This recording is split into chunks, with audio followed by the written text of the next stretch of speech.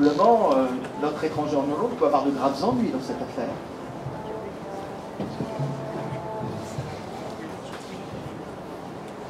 Yes, absolutely. What a nice translation it is. I recognized it right away. So I think, yes, in the novel, there's a problem because there's a conflict between religions, and then there's another problem because you have this young man, the hero, Jevik, who has arrived in a different country, and he doesn't understand the culture. So he actually doesn't understand the religious conflict that is happening. So when he becomes haunted by a ghost, he's unaware that in Alondria, the country where he's visiting, he's going to be seen as someone who's trying to revive an older religion of a veneration of the dead. And that this older religion is now being crushed by a new cult. Alors déjà, je tenais à souligner que vraiment la traduction est très très belle, j'ai reconnu le passage. Alors pour parler effectivement des problèmes que le héros va subir, en fait, dans le pays où il arrive, en Londres, il y a en fait un énorme conflit religieux, donc entre une nouvelle religion qui a un peu pris le pouvoir et une ancienne religion qui essaye de perdurer. Et Jevik, donc le personnage, lorsqu'il arrive dans ce nouveau pays et qu'il est saisi de rêves et de visions d'un fantôme, il ne comprend pas ce qui lui arrive et il ne comprend pas pourquoi on le lui reproche, puisque lorsqu'il ne connaît pas ce conflit entre cette nouvelle religion qui finalement interdit aux gens de prétendre que les fantômes existent et l'ancienne religion qui essaye de perdurer. Et lorsqu'il est hanté par ce fantôme, il n'est pas conscient qu'il va être vu comme quelqu'un qui tente de ranimer l'ancienne religion. Of course, this is also related to my life and to the circumstances under which I wrote this book, because when I wrote it, I wrote it in South Sudan, where I was working as an English teacher, and for me it was a new country, completely different place, so I was a stranger myself.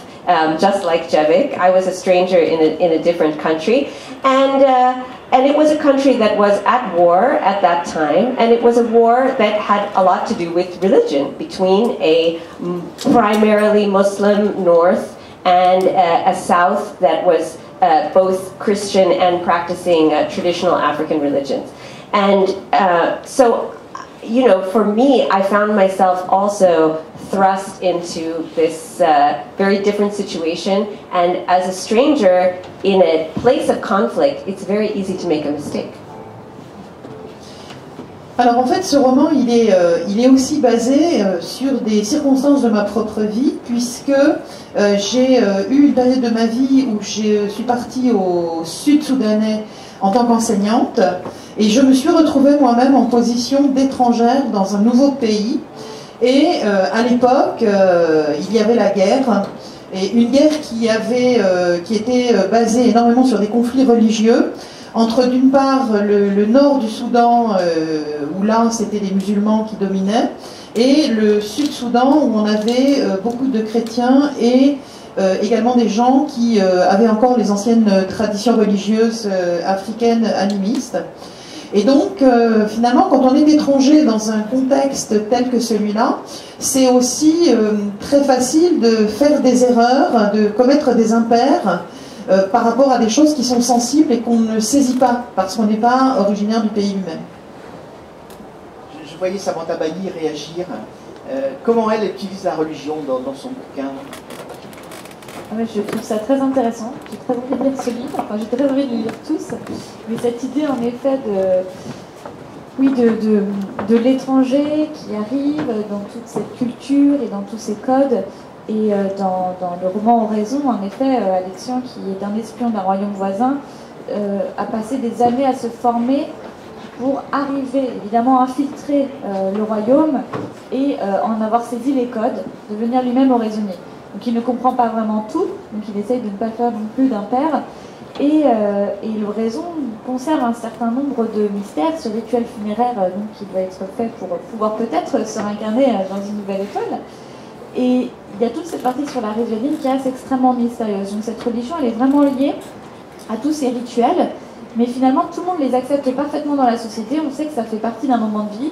Quand on va mourir, on va être emmené, il va y avoir toute une cérémonie, un discours d'éloge funéraire, et ensuite quelque chose qui se passe avec le corps, on ne sait pas exactement quoi, pour obtenir la résuadine. Et il y a cette acceptation totale en fait de la population qui respecte le secret. Et je pense que c'est la caractéristique justement de cette religion-là dans ce roman, c'est on accepte le secret, on renonce à la connaissance pour la croyance. Chez vous, Régis Godin, c'est plutôt vraiment une rupture entre, en tout cas dans cette société, ce que prétendent être les dirigeants, le bien d'un côté, le mal de l'autre. Tout à fait, parce que c'est pour le coup une dialectique très occidentale dans la manière d'envisager donc la religion, c'est-à-dire qu'il y a le bien, le mal, l'enfer, le paradis, ce sont ces choses-là qui sont importantes. Par contre, dans le 117.3, je fais évoluer donc une religion qui est assez proche de la religion chrétienne, avec son inquisition, ses règles, sa hiérarchie. Et je m'attache assez rapidement dans le livre à un effet de prise de conscience, que c'est la société qui a fabriqué cette religion de manière à servir à ses desseins de tri de la population, donc par rapport au sang bleu et au sang rouge, et le fait que la religion ait été inventée pour des raisons purement politiques a été maquillé en quelque sorte. Mais à tel point que les religieux eux-mêmes ne savent plus qu'ils ne sont finalement qu'un instrument du politique. Et à un moment donné, ils cherchent à imposer des règles aux politiques parce qu'ils ont perdu cette part-là de leur histoire. Ils sont finalement une création humaine. Et donc on se retrouve dans une dialectique dans laquelle il va y avoir d'un côté donc les religieux qui pensent que leur Dieu, qui est un Dieu très générique, que j'appelle le suprême, va finalement créer les hommes, alors que ce sont les hommes qui ont créé et le Dieu et le système religieux, et qui l'ont imposé par la violence, de manière à pouvoir exercer une forme de pouvoir. Ce qui me donne, moi, en tant qu'auteur et donc démiurge, le droit de zigouiller donc ce modèle religieux, parce qu'il devient obsolète à partir du moment où la volonté du politique va changer. J'ai eu un grand bonheur à faire passer donc cette acquisition sur le grill à son tour.